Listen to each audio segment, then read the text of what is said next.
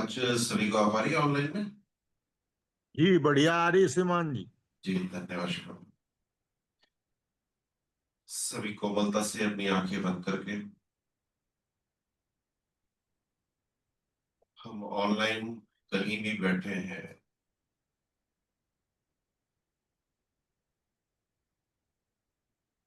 लेकिन इस पल हम अपने आप को देवाश्रम में महसूस करते हुए इस सभा स्थल में अपने को महसूस करें और महसूस करें कि समक्ष भगवान हमारे हैं। सभी सहायक जन, साथी सेवक संघ में सभी परलोकवासी हिताकांक्षी, खुद के और हमारे भले के लिए सब यही उपस्थित हैं।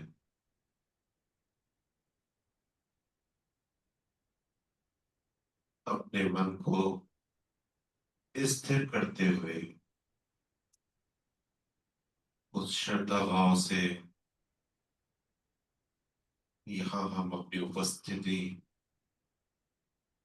दे रहे हैं। हमारे बीच जो भी दूरियां हैं, चाहे वो श्रीमान जी थोड़ी सी आवाज तेज करो, समझ नहीं। जी थोड़ी सी आवाज ज्यादा करो, समझ नहीं आ रही।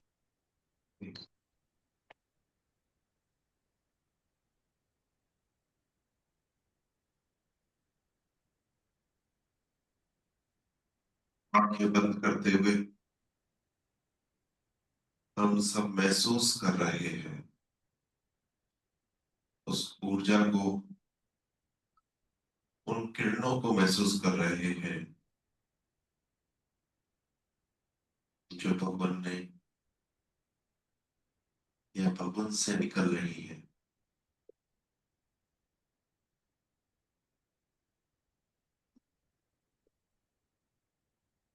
हमारा प्रत्येक अंग ऊर्जावान हो रहा है।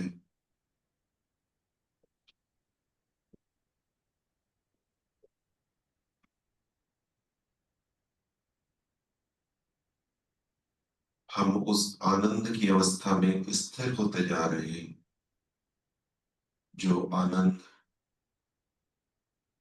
मुझ में आत्मिक है।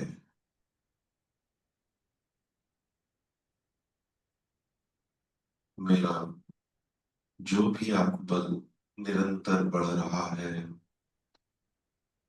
उसको महसूस करते हुए अपनी इस अवस्था पर खुशी का अनुभव करते हुए भगवान को धन्यवाद देते हुए कि अगर उनकी कृपा ना होती, उनके दिया हुआ ज्ञान हम तक ना पहुंचता, तो आज जिस आनंद में हम जी रहे हैं उससे वंचित रह जाते हैं। जो समझ हमें हमारे संबंधों को महसूस कराती है, चाहे वो मेरे परिवार के सदस्य हों, चाहे समाज के सदस्य हों, चाहे वो भौतिक जगत, वनस्पति जगत, पशु जगत, मैं उन तमाम संबंधों को समझ के साथ जी पा रहा हूं। मैं निरंतर अपने बोध को बढ़ा रहा हूं। मेरा कोई भी कार्य, कोई भी सेवा कर्म कांड नहीं है। मैं उस अनुभव में उपस्थित रह पाता हूं मैं महसूस कर पाता हूँ हर एक संबंध को। भगवान को कोटि कोटि धन्यवाद देते हैं।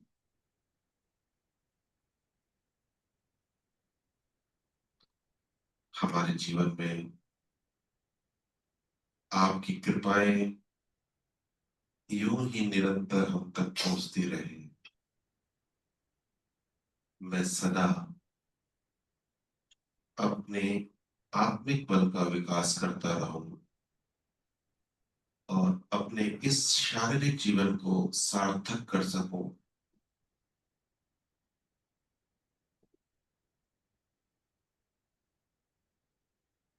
आपका शुभ हो, मेरा शुभ हो, सबका शुभ।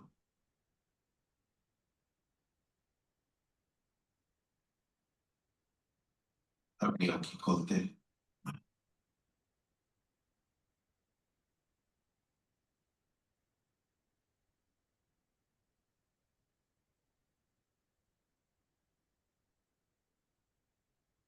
आज आज का दिन बहुत ही विशेष है। काफी धर्म संबंधी यहाँ उपस्थित हैं और ऑनलाइन के माध्यम से हम सभी उपस्थित हैं। तो ऐसे ही मन से संकल्प आ रहा था कि आज जो भी जहां भी है, ये शिविर जब तक चलेगा, आत्म विकास शिविर 21 तारीख तक, तो जो जहां है वो अपने को देवाश्रम में ही समझे। जो समय का समय होता है उस समय तक अपने काम निपटा के उस विशेष पल में, क्योंकि यूट्यूब के माध्यम से हम सब उन पलों को देख ही रहे होंगे, सुन रहे होंगे, लेकिन उसी अनुभव के साथ हम उसे सुने कि जैसे कि हम देवाश्रम में ही हैं। थोड़ी सी दिनचर्या को बदलना पड़ेगा, लेकिन उस अनुभव को हम पा सकते हैं। क्योंकि जो भी अदृश्य चल रहा है वो हमारी अंतरात्मा महसूस करती है। जैसे हम बोलते हैं ना कि सूक्ष्म कहीं भी हम याद करें तो वहां उपस्थित हो जाता है।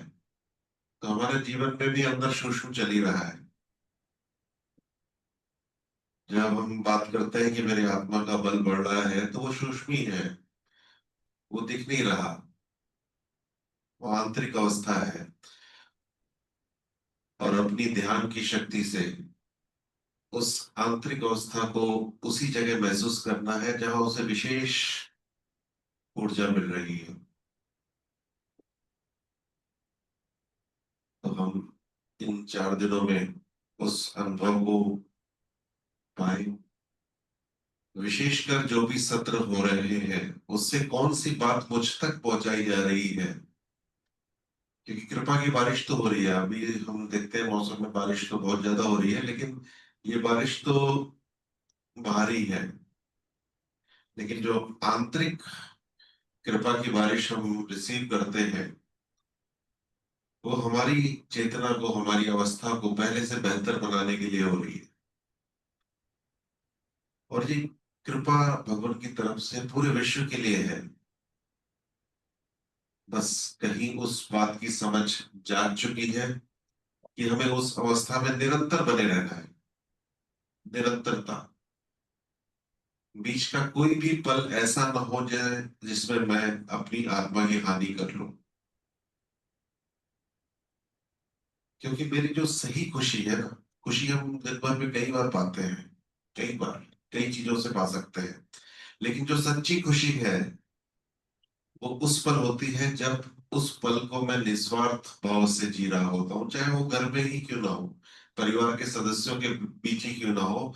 जब मैं जीवन को खुशी के साथ जी रहा हूँ, आनंद बांटने के लिए जी रहा हूँ, वो पल हम सभी के लिए महत्वपूर्ण है।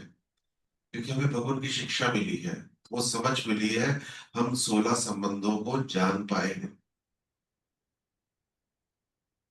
ना तो किसी से पूछना होता है ना संबंध कितने हैं, तो नहीं मालूम। सिर्फ जो परिवार में सदस्य दिख रहे हैं वही दिख जाते हैं। कुछ अपने व्यापार से जुड़े हुए लोग दिख जाते हैं। लेकिन भगवान ने हम सबको 16 संबंधों की जो गहरी समझ दी है, उन्हीं संबंधों को और ज्यादा गहराई से जानने के लिए ही ये शिविर आयोजित होते हैं। तो जैसा कि आपको सब विषय मालूम ही है, जो कल शाम का सत्र था वो था खुशहाल परिवार। एक परिवार में जो भी सदस्य हैं, माता पिता के रूप में, भाई बहन के रूप में, पति पत्नी के रूप में, उन संबंधों को कैसे महसूस करें, हमारा जीवन उनके जीवन के लिए आनंद का क्षण बने, हमारी हर खुशी उनकी खुशियों से जुड़ी हुई हो।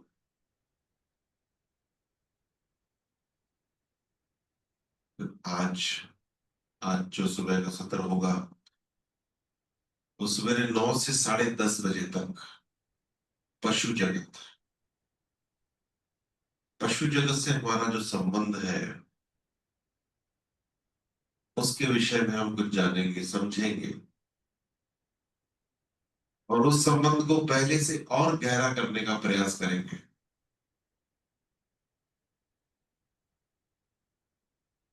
फिर जो शाम को हमें समझ मिलेगी वो समझ स्वजाति के संबंध में।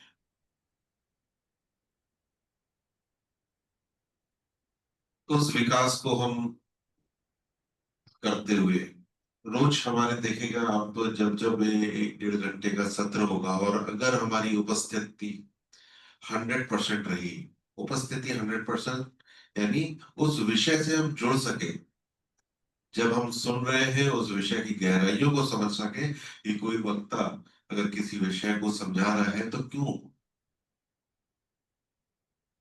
वो विषय भगवान के माध्यम से हमारे जीवन में आया है तो क्यों, अगर वो क्यों स्पष्ट है, और वो क्यों स्पष्ट है तो वो हमारी अवस्था को पहले से बेहतर कर पा रहा है, तो वाकई जीवन बहुमूल्य बनता जाएगा।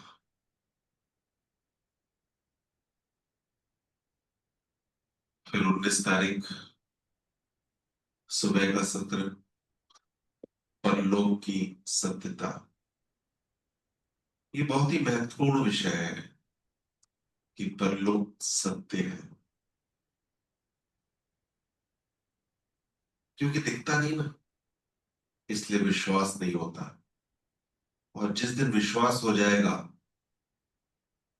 और उस अवस्था के अनुभव को आप शरीर के साथ महसूस कर पाओगे कि आज जो भी परलोकवासी जन हैं, जो अदृश्य में हमारी सहायता कर रहे हैं, चाहे वो हीलिंग के माध्यम से है, चाहे उसके बीच में कोई एक मेडिएटर है, या जब कोई मेडिएटर नहीं है तब भी वो सेवाएं हमारे तक पहुंच रही हैं, बस हमें दिखती नहीं है। तो उस समझ को और गहरा करेंगे हम 19 तारीख को सुबह 9 से 10:30। फिर उसी शाम को बौद्धिक जगत। भौतिक जगत की यात्रा कितनी लंबी है, कितने सालों से उसमें परिवर्तन परिवर्तन परिवर्तन, नेचर परिवर्तन कर रही थी, विकास क्रम में आगे बढ़ा रही थी, और वही परिवर्तन है जो आज हम यहाँ आए उपस्थित हैं।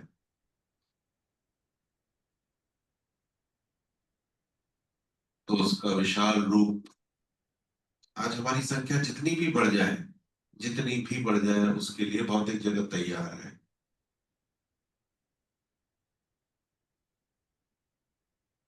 हमारा कितना भी वजन मनुष्य का बढ़ता जाए, भौतिक जगत तैयार है। तो उसकी समझ को हम पाएंगे। फिर आता है 20 तारीख, परलोकवासी और मीडियम्स। ये एक चेन है, हम तक अगर नेचर का विकास क्रम देखेंगे कि हर चीज एक दूसरे से चेन के रूप में बंधी हुई है। कहीं भी वो कड़ी टूटती है ना, हमें असुविधा होती है। तो ऐसे ही परलोक और इस लोक के बीच में एक चेन है, कुछ मीडियम्स हैं। वो कार्य कैसे होता है, कैसे वो सेवाएं हम तक पहुंच पाती हैं, वो कम्युनिकेशन कैसे हो पा रहा है। आज हम सब जो शरीर की यात्रा में है, ये शरीर के बाद हमें भी वो यात्रा करनी है। तो आज हम जब इस बात को गहराई से समझ पाएंगे और हमारे आगे वाली पीढ़ी हमारे माध्यम से समझ पाएगी, तो वो यात्रा कितनी सहज होगी जब पूरा परिवार जानता है कि जो जाने वाला था तो शरीर ही गया, जो है वो कल भी रहेगा, सदा साथ रहेगा। हर एक जन उस बात को महसूस करके आगे बढ़े। 20 तारीख देवात्मा दर्शन में मानवतावाद, एक मनुष्य मनुष्य रूप में तो उपस्थित है, उसकी मानवता की श्रेणी क्या होनी चाहिए, उसका जीवन किस प्रकार उपयोगी बन सकता है, इस विषय को हम गहराई से समझेंगे। और अंतिम दिन जो विदाई का दिन रहता है, 21 तारीख, देव जीवन की विशिष्टता।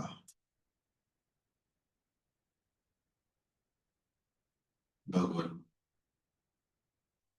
भगवान ने जो जीवन जिया है, जो उदाहरण के रूप में हम सबके सामने प्रस्तुत किया है, वो देव जीवन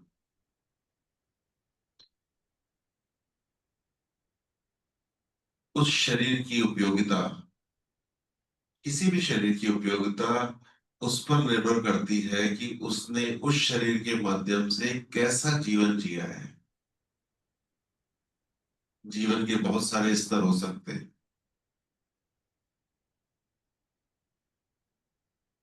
हम नामों से धर्मों से तो पहचाने जाते हैं, लेकिन उस शरीर का जो मुख्य उद्देश्य है, जो सभी के लिए काम होने, 700 करोड़ शरीर, उसके कुछ नियम है, उसकी कुछ अवस्थाएं हैं।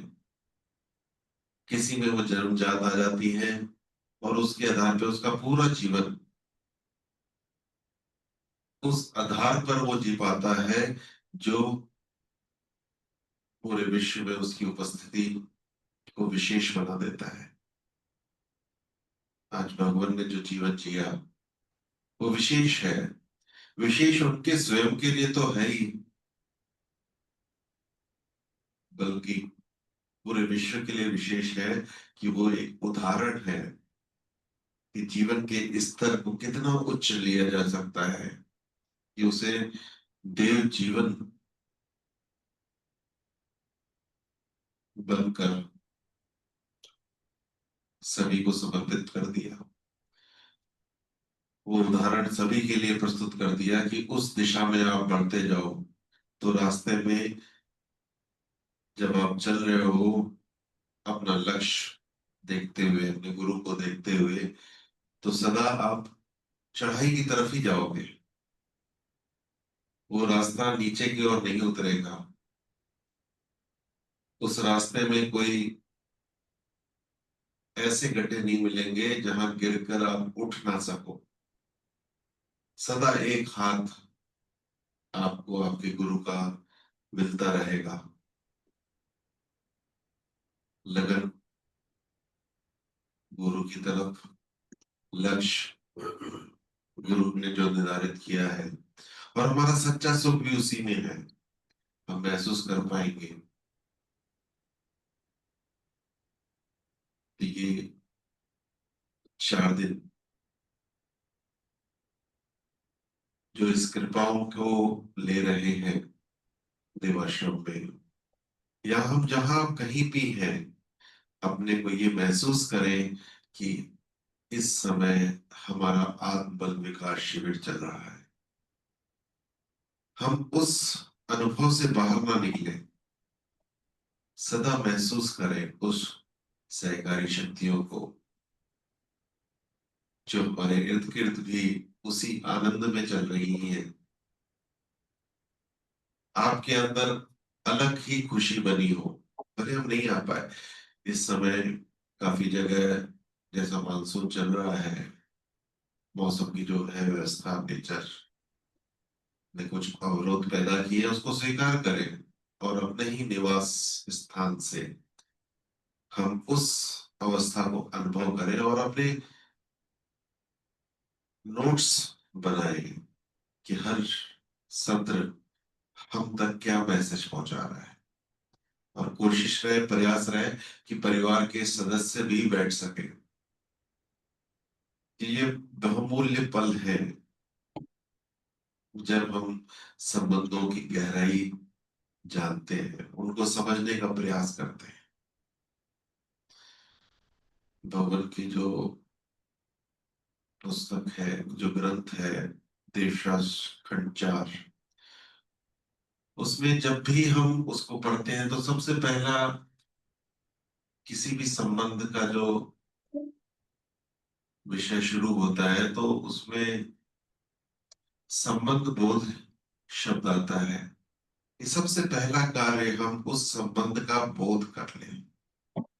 हमें मालूम तो है वो संबंध है, बच्चे बचपन से ही देखते हैं अपने भाई बहन को, माता पिता को, समाज के जनों को,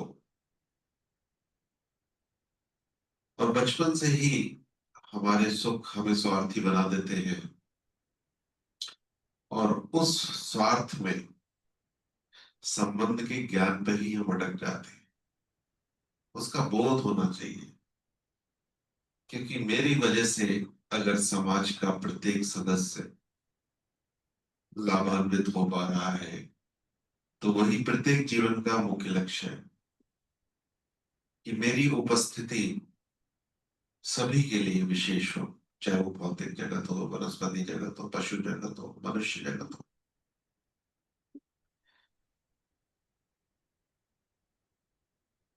उस संबंध बोध की अवस्था 16 संबंधों में जितनी गहरी होगी, उतना सहज हो पाएगा उनके प्रति हमारे कर्तव्यों को निभाना, हमारे फर्ज को निभाना।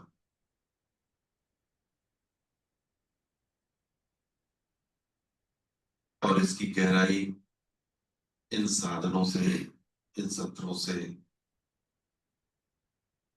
और गहरी होती जाती है। हम उस अवस्था की तरफ निरंतर आगे बढ़ते जाते हैं जो भगवान हम में देखना चाहते हैं। भगवान की खुशी की तरफ जब हम बढ़ते हैं, शुरू में प्रयास, अभ्यास, मुश्किलें आती हैं, स्वाभाविक है, क्योंकि वातावरण वैसा नहीं है।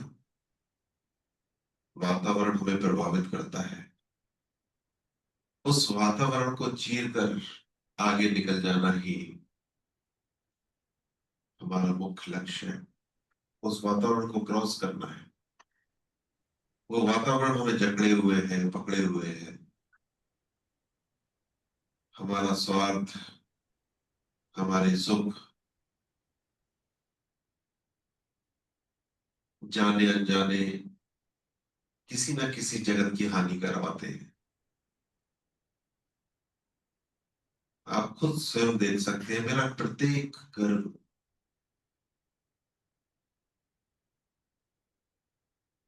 जो मेरे स्वार्थ पे आधारित होगा, वो कहीं ना कहीं किसी न किसी की हानि करा रहा होगा।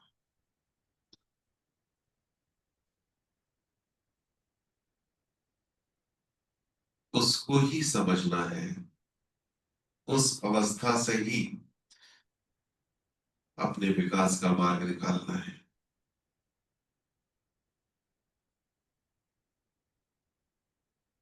हम अपने बच्चों को क्या बनाए,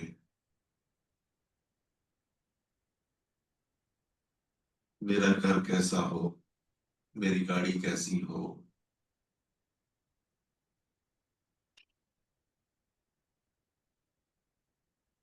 ये जो मेरा शब्द है ना,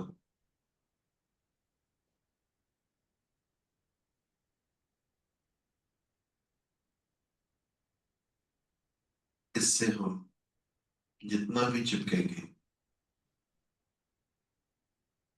उतना हम सिर्फ अपने बारे में सोचेंगे। जैसे ही हम बोलते हैं सबका शुभ, जो ये सबका शब्द है ना, सबका,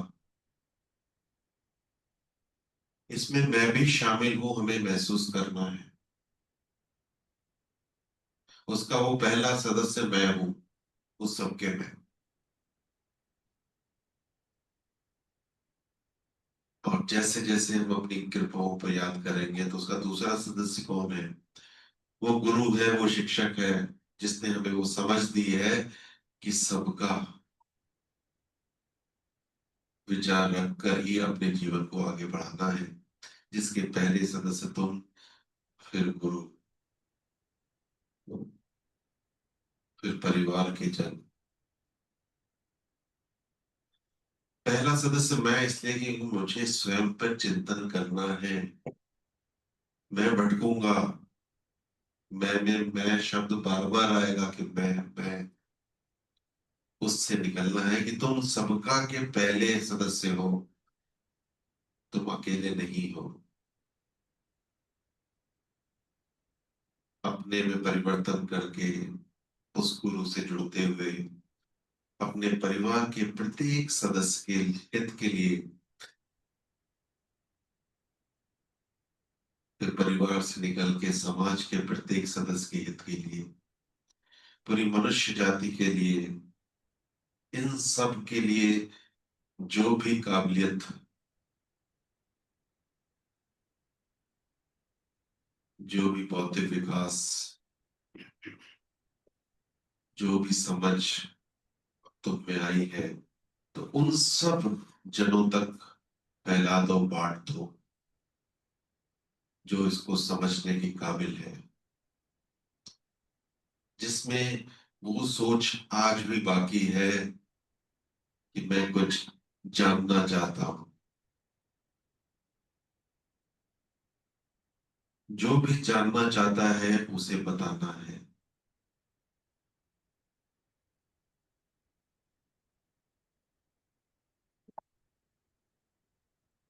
फिर उसके बाद जब ये एक चेन बनती जाएगी, उस ज्ञान का फैलाने का माध्यम हमारा जीवन बन जाएगा।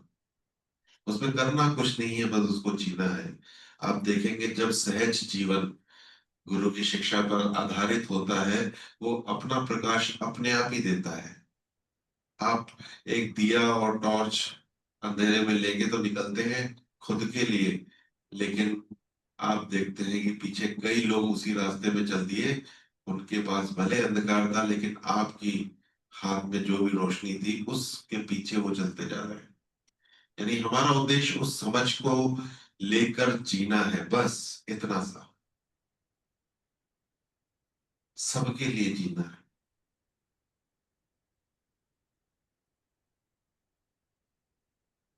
और जब इस लक्ष्य की ओर कई कदम चल देते हैं, तो वो जो समूह बनता है, जो वातावरण बनता है, वो वातावरण बाकी तीनों जगतों के लिए हितकर साबित होता है। क्योंकि उसमें वो समझ रहती है कि जीना कैसे है। जिंदा तो पशु भी है, लेकिन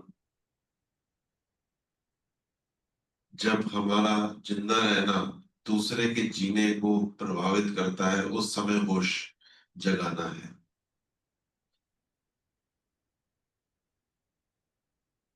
एक बहुत अच्छी कोटेशन पढ़ी थी कि खुद की रोटी खाने से पहले दूसरों का भी सोच लो।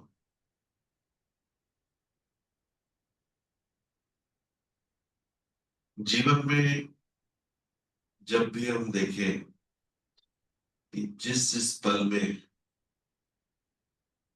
मैं दूसरों के लिए जिया, औरों के लिए जिया, वो अलग ही अनुभव बनता है। अलग, बिल्कुल। हमें याद भी रहता है। याद इसलिए रहता है कि वो पल कम है।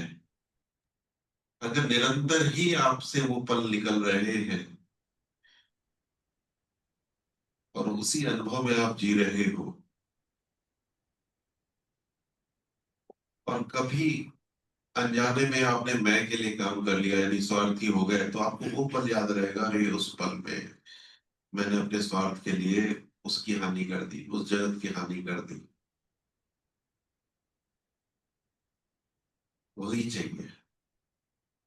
निरंतर हम उस सुख के अनुभव में रहे जिसमें सबका विकास हो। और जैसा मैंने बताया, उसमें पहला इंसान मैं ही हूं। मेरे को हर पल खुद को जगाना है, और उस जागी हुई अवस्था में ही जीना है।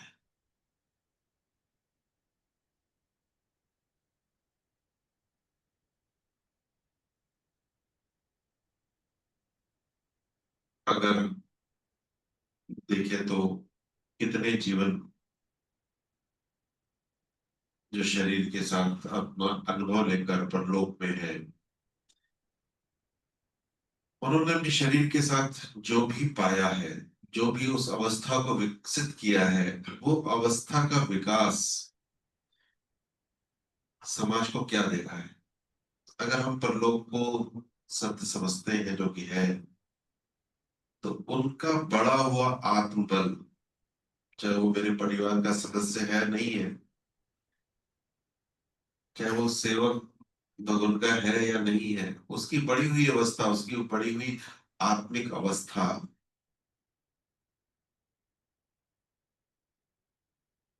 आज की तारीख में वो सेवाएं कर रही है, वो ऊर्जा दे रही है। जब भी हम समझ के साथ किसी भी पल में, किसी भी परेशानी में होते हैं, और जब सहायता मांगते हैं, तो वो तुरंत हम तक आ पाती है, क्योंकि उन्होंने अपने शारीरिक जीवन के साथ में उस अवस्था को स्टेब्लिश किया है, बढ़ाया है, और उस अवस्था के साथ वो सूक्ष्म जीवन को जी रहे हैं, और वो अवस्था का लाभ फिर सबके विकास के लिए लगा रहे हैं।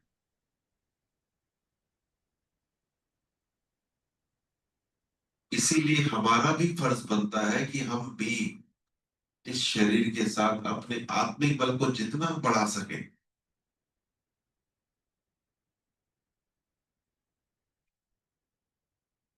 उतना बढ़ा लें। और इसमें करना कुछ नहीं है, बस ये मैं से हम का सफर है। हम शुरू तो मैं से हुए थे, और हमें जाना कहाँ है? हम तक, सबका।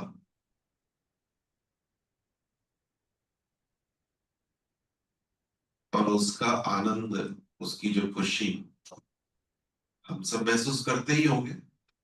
सभी हम उस शिक्षा को जान रहे हैं, उसमें जी रहे हैं, हम सब महसूस करते ही होंगे।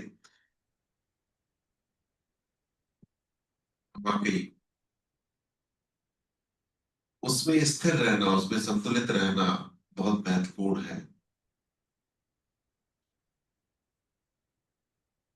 उस दिशा में निरंतर अपने को आगे लेके चलना, अपने को तो लेके चलना, साथ में जो भी क्रम है, मेरा परिवार है, मेरे बच्चे हैं, साथी दोस्त हैं,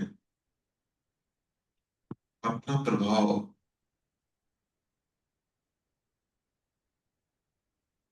जो कि अपने आप ही फैलता है, लेकिन उस आनंद से उनको भी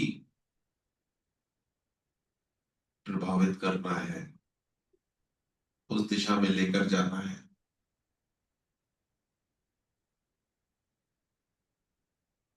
समय लग सकता है, लेकिन प्रयास को नहीं छोड़ना है।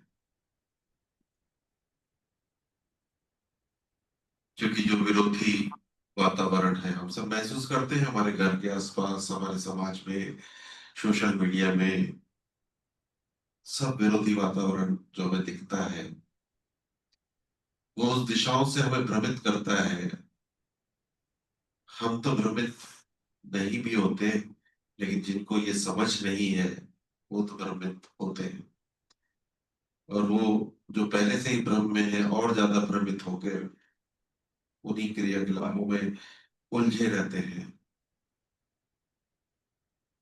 लेकिन हमारी उनके बीच में उपस्थिति उस दिए की रोशनी की तरह है जो अंधेरे में कहीं जल रहा है, हल्का सा प्रकाश दिख रहा है।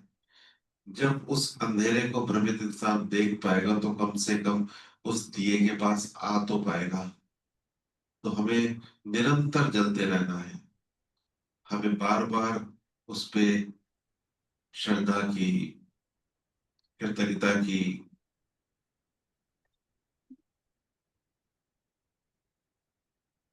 दिए को जलने के लिए किसकी जरूरत है? तेल की ना। तो उसकी श्रद्धा और कृतज्ञता के माध्यम से उस दिए की रोशनी को बना के रखना है। क्योंकि एक दिन तो समझ में आएगा सबको कि हम जिस भ्रम में चल रहे हैं वो अंधकार है, उससे बेहतर उजाला अभी बाकी है। तो वो उस दिन उस रोशनी के पास आ पाएगा, और फिर वो भी एक अपने अंधेरे जीवन में दिए को जला पाएगा। तो हमें वो उम्मीद का दिया बनकर इस समाज में, उस परिवार में सदा रोशनी देते रहनी है। और वो जो तेज प्रकाश हमें मिल रहा है, वो तेज ज्योति जो हमें मिल रही है, उसको निरंतर आगे बढ़ाते रहना है। हम सब इस कार्य में भगवान के साथ में कदम से कदम मिला के आगे बढ़ सके, अपने जीवन के अनुभव को निरंतर बेहतर से बेहतर बना सके, मैं से निकल के हम में आ सके, निरंतर इस समझ को जी सके।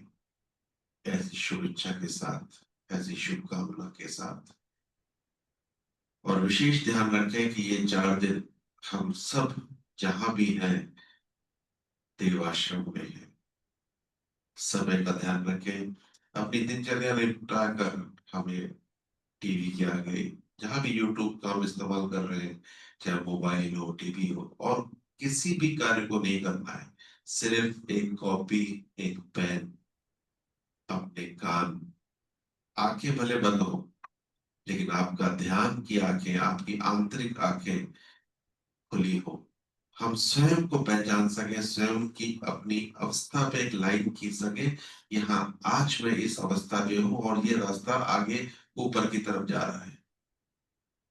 ये 4 दिन हमारे जीवन में उस विशेष अवस्था को स्थापित कर सके जिससे मैं अपने दिए की रोशनी को और बेहतर कर सकूं।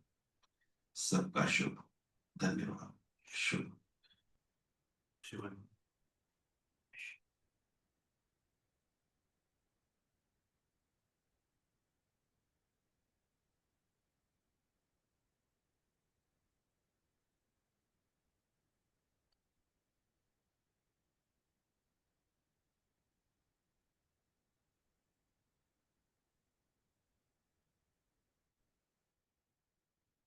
बहुत बहुत सम्मान के योग प्यारे धर्म साथियों, अभी हमने इतना सुंदर प्रबोधन सुना। मैं से हम की ओर यात्रा 17 से 21 तक ये शिविर चल रहा है। अपने आप को आप दिल से, दिमाग से, मन और मस्तिष्क से आश्रम में समझें। दूर कहते वो नहीं होता जो शरीर से दूर हो, जो मन से दूर हो वो दूर होता है। नेचर ने हम सबको जन्म दिया है, जिस जिस जीव को भी हमें इसलिए जन्म दिया है ताकि हम अपने जीवन से नेचर के क्रम में अधिक से अधिक सहयोग करके इस विश्व को पहले से समृद्ध बनाए। हमारा जन्म लेना तभी सार्थक होता है जब हम विशुद्ध परोपकार में जीवन जीने का प्रयास करें, वरना हमारे जीवन का कोई अर्थ नहीं रह जाता। तो प्यारे साथियों, श्रीमान जी ने जो संदेश दिया है हम इसको गहराई से समझ सकें, इस पे मनन कर सकें, थोड़ा हम होमवर्क करने की आदत डालें। अब घर पे मैं जितने भी साधन होते हैं, सवेरे खास करके, शाम को तो मैं खुद ही करवाता हूँ, तो उसमें उनके नोट्स लेता हूँ। मेरी कापियां भर गई हैं, 2 कापियां भर गई हैं मेरी। और अब मैं देखता हूँ तो बड़ी हैरानी होती है मुझे कि एक एक साधन की मुश्किल से 4 4 6 6 बातें हिंट से लिखता हुआ खाली में, इतनी मूल्यवान बातें इकट्ठी होगी। कितना हमें खुशी मिलती है उच्च विचारों में, उच्च भावों में जीने में, औरों के लिए हित में सेवा करने में। उसमें हमारे अपने जीवन की सफलता है, जो खुशियां हैं, हमारे आत्मा की रक्षा और विकास का सिलसिला आगे चलता है। तो मैं ऐसा कर सकूं, आप सब ऐसा कर सकें। आज के इस संदेश से हम ये सूत्र बांध लें अपने दिल के साथ कि भगवान के मिशन में हम देवाश्रम में बैठे हैं। तो मैं ज्यादा ना कुछ कहता हुआ शुभकामना करके आज के साधन को विराम देंगे। हे परम पूजनीय सतदेव श्री देव गुरु भगवान, आप अद्वितीय धर्म जगत के, अद्वितीय धर्म भवन के अद्वितीय शिल्पी हैं। सतगुरु, आपने ऐसे धर्म भवन का निर्माण किया है जो नेचर की आत्मा है, विकास क्रम का मूर्त रूप है। आपके द्वारा निर्मित यह धर्म भवन समय के साथ साथ और सुदृढ़ और सशक्त और मजबूत होने के लिए, यह धर्म भवन विनष्ट होने के लिए नहीं है, समय के साथ साथ और मजबूत होने के लिए है, सदा विजयी रहने के लिए। और विश्व में जितने भी सच्चे धर्म जिज्ञासु आत्मा है, सच्चे धर्माकांक्षी आत्मा है, उन सबके लिए अति सुंदर, अति हितकर, अति कल्याणकारी, उच्च खुशियां प्रदान करने वाला, उच्च जीवन रस प्रदान करने वाला, हमारे धर्म मार्ग को ज्योतिर्मान करके उस पर चलने के लिए हमें आध्यात्मिक बल प्रदान करने वाला स्थायी आश्रय स्थल है। सतगुरु, आपने अपने इस धर्म भवन में, आपने अपने इस धर्म जगत में हमें प्रवेश प्रदान करके, हमें ग्रहण करके हम पर बहुत कृपा की है, हम पर बहुत एहसान किया है। आपको जितना धन्यवाद दें उतना कम है, आप पर जितना बलिहार जाए उतना कम है। भगवान, आप धन्य हैं, आप धन्य हैं, आप धन्य हैं, आप धन्य हैं। हे भगवान, आपका सब प्रकार से शुभ हो, सब प्रकार से हित हो, सब प्रकार से मंगल हो, सब प्रकार से कल्याण हो। आपके परम श्रद्धेय माता पिता, दादा दादी, नाना नानी तथा अन्य सब महान पूर्वजों का शुभ हो। आपके सब वंशीजनों का, आपके सब सांसारिक संबंधियों का, आपके सेवक सेविकाओं का, आपके श्रद्धावानों का, आपके अनुयायियों का, आपके विश्वासियों का, आपके अनुरागियों का, हमारे इस लोकवासी तथा परोपवासी सब धर्म साथियों का, उन सबके पूर्वजों का, उन सबके वंशीजनों का, उन सबके सांसारिक संबंधियों का, उन सबके दोस्तों मित्रों शुभ चिंतकों का सबका शुभ का मार्ग प्रशस्त हो, भले का मार्ग प्रशस्त हो। हे दाता, हे सतगुरु, हमारे श्रद्धेय माता पिता, दादा दादी, नाना नानी तथा हम सब पूर्वजों का, हमारे इस लोकवासी तथा परलोकवासी सब भाई बहनों का, उनके परिवारों का, उनके बच्चों का, उनके नाती पोतों का, हमारे सब पारिवारिक जनों का, हमारे बच्चों का, हमारे नाती पोतों का, हमारे सब वंशीजनों का, हमारे सब संसारी संबंधियों का, मनुष्य जगत का, पशु जगत का, वनस्पति जगत का, भौतिक जगत का, सबका भले का मार्ग प्रशस्त हो, शुभ का मार्ग प्रशस्त हो। हे सतगुरु, विश्व में जहां जहां कहीं अधिकारी आत्मा वर्तमान है, उन सब तक आपके देव प्रताप शीघ्र से शीघ्र पहुंच सके, उन सबके भले का मार्ग भी हो सके, हमारे धर्म संबंधियों की गणना में अधिक से अधिक वृद्धि हो, सारे मनुष्य जगत को आपके विज्ञान मूर्ख धर्म की छत्र छाया में आकर जीवन व्यतीत करने का, सच्चा जीवन विज्ञान लाभ करने का, सच्चा आत्म कल्याण लाभ करने का, आपकी महिमा को उपलब्ध करके सारे संसार में फैला कर आपकी प्रसन्नता लाभ करने का सौभाग्य प्राप्त हो सके।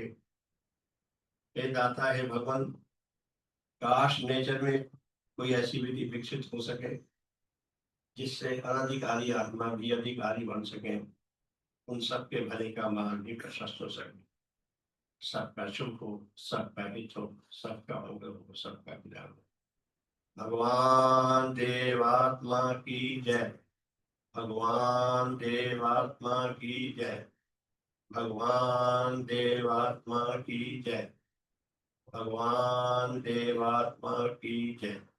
सबका शुभ हो, सबका हित हो, सबका मंगल हो, सबका कल्याण हो, हमारे शुभ परिवार का शुभ हो, हमारी ये मंगल यात्रा निरंतर चलती रहे, सदा सदा के लिए चलती रहे, और सारे जगत को इस धर्म यात्रा के साथ जुड़कर सच्चा आत्म कल्याण लाभ करने का सौभाग्य प्राप्त हो सके। हमारे शुभ परिवार का शुभ हो, हम सब में कुछ मेल आए, कुछ एकता आए, कुछ प्रेम आए। भगवान की अपार कृपा जो हम पर निरंतर बरस रही है, हम उसका अधिक से अधिक सदुपयोग करने के योग्य हो सके, अधिक से अधिक सदुपयोग करके अपने लिए तथा सबके लिए हितकर बन सके। सबका भला हो, सबका शुभ हो। आप सबका बहुत बहुत धन्यवाद।